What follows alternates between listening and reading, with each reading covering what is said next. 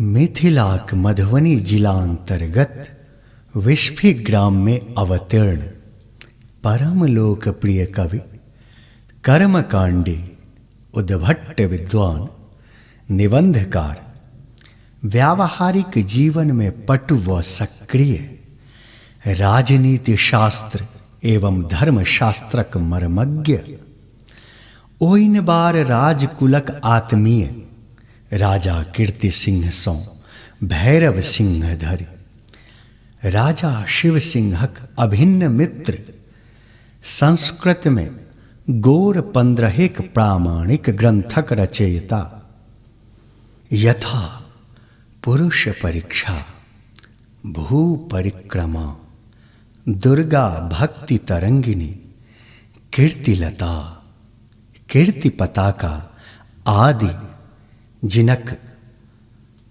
प्राचीन नाम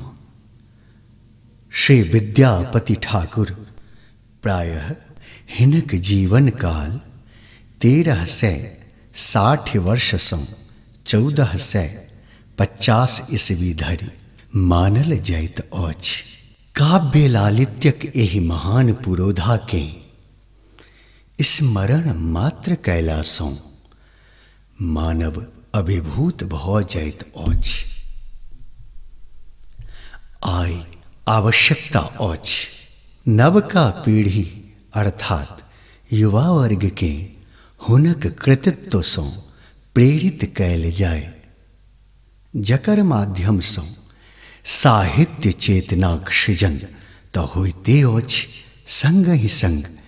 जीवनक दिशा दशा सेहो निर्धारित भ जाइत अछि।